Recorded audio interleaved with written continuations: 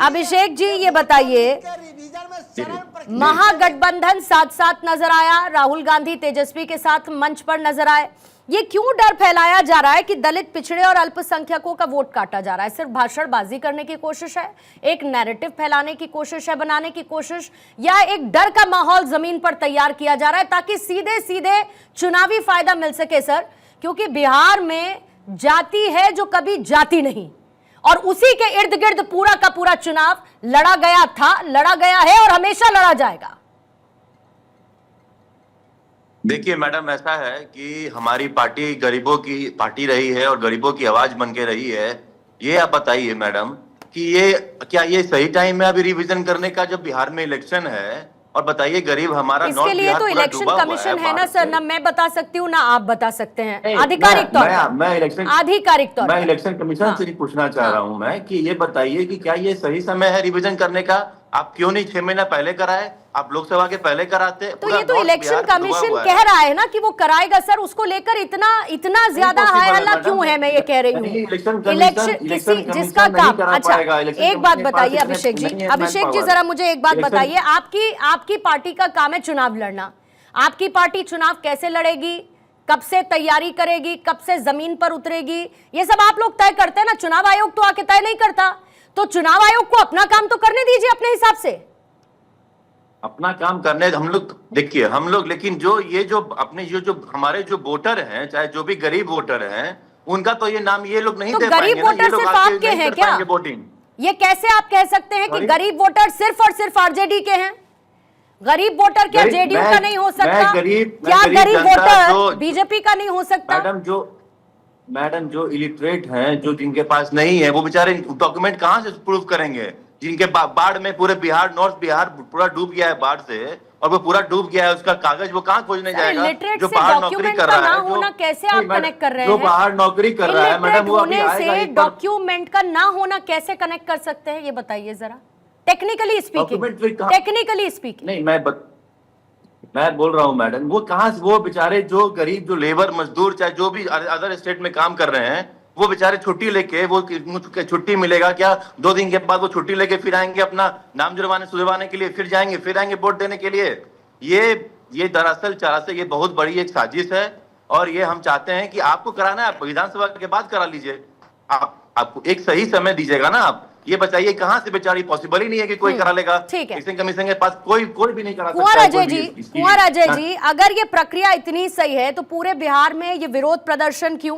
जहां तक नीतीश कुमार है, वो हमेशा लोकतांत्रिक जो संस्थाएं उनकी गरिमा की बात करते रहे हैं, यहां उसी गरिमा पर सवाल उठ रहा है। अब जेडीयू की सियासी मजबूरी है कि इस पर हमें कुछ नहीं कहना, या वाकई में जेडीयू भी ये मानता है कि जो चुनाव आयोग इस वक्त कर रहा है वो सही कर रहा है, सही तरीके से कर रहा है, और किसी अल्पसंख्यक, गरीब और दलित का वोट नहीं कटेगा?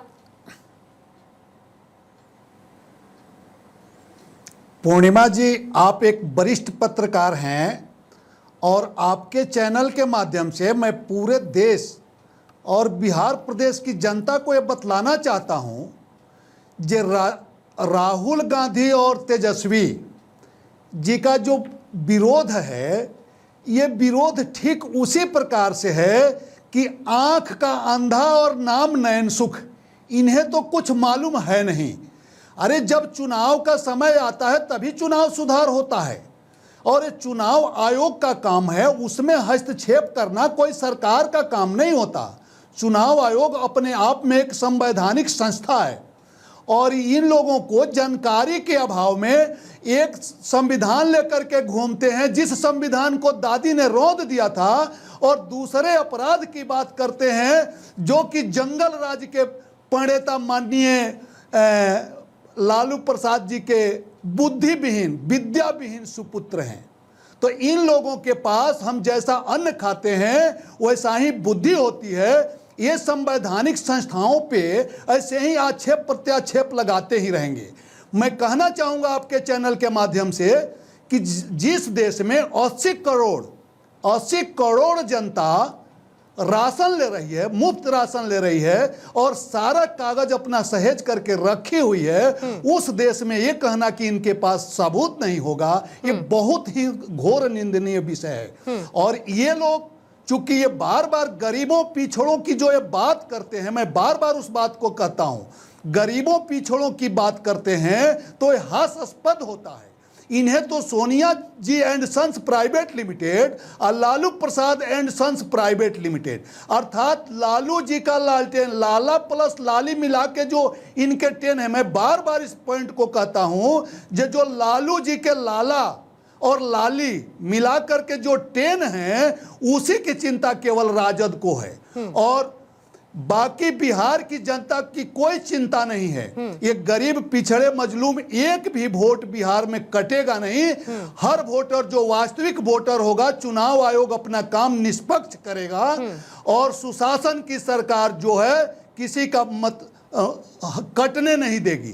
अर्थात न्याय के साथ विकास करते हुए जो माननीय नीतीश कुमार जी सुशासन की सरकार बिहार में चला रहे हैं, तो इस सरकार का उद्देश्य ही है कि हम किसी संवैधानिक संस्था पे अपना विचार नहीं थोपेंगे। इसका जवाब संवैधानिक अभिषेक जी संस्था अपना से स्वतंत्र लेने से और पहले निष्पक्ष अभिषेक जी इसमें कार्य जोड़ना चाह रहे करती हैं, रहेगी। लेकिन उससे पहले रमनीश जी जरा आपके पास आती हूँ। 2025 का बिहार चुनाव, अभी तारीखों का कोई ऐलान नहीं है, लेकिन एक बात तो तय है कि इस बार जो अलायंस है वो प्री एक्टिव नजर आता है। हमेशा के कंपैरिजन में इस बार प्री एक्टिव नजर आता है, तस्वीरें भी हम देख रहे हैं। लेकिन इस आंदोलन का, इस नैरेटिव का बिहार चुनावों पर कितना असर अलायंस के पर्सपेक्टिव से और एनडीए के पर्सपेक्टिव से आपको कैसा दिखता है? मुझे सबसे पहले तो कहना चाहूँगा कि जिस तरह से राहुल गांधी जी आज संविधान की प्रतियां लेकर के घूम रहे थे, मैं पूछना चाहता हूँ, सवालात तो बहुत सारे हैं, लेकिन मूल सवाल जो है, क्या राहुल गांधी जी ये बताइए कि खास करके चुनाव आयोग एक संवैधानिक संस्था है, उसका अधिकार बनता है और मुझे लगता है कि ये उसके नेचर में है। चाहे आप कहें तो वोटर अपडेशन की बात कहें, चाहे आइडेंटिटी जो भी जिस तरह से मांगा जा रहा है यदि आम नागरिक से, मुझे लगता है ये संवैधानिक संस्था का तो ये अधिकार है, तो उसको करने दीजिए ना। फिर बात करते हैं, आप उसमें खलल डालने का प्रयास कर रहे हैं, ये दिखाता है कि आप संविधान को नहीं मानते हैं। भले ही आप संविधान की प्रतियां ले करके कितना भी आप घूमते रहें, और यही चीज़ें आपकी दादी के समय में बार बार याद दिलाना ही पड़ेगा आपको कि 42वां संशोधन कर करके हम लोगों के लिए आज सेकुलर शब्द जो है नासूर बन चुका है, और सेकुलर शब्द आज तुष्टीकरण का, मुस्लिम तुष्टीकरण का एक बहुत बड़ा नायाब मुझे लगता है ये साधन देखने को मिलता है कि जिस तरह से शहाबुद्दीन को आप जय जयकारा लगा रहे हैं आज तेजस्वी यादव जी, वही शहाबुद्दीन जो कि एक दुर्दांत अपराधी, जिसके ऊपर 40 से आपराधिक मामले हैं, 30 से ज्यादा हत्या जिसने की, लूट हत्या बलात्कार जिसकी एक मूल नेचर कहा जाता था उस शहाबुद्दीन का, आप उसको जय जयकारा लगा रहे हैं उसकी। तो ये दिखाता है कि आम जनता में आप क्या मैसेज देना चाहते हैं।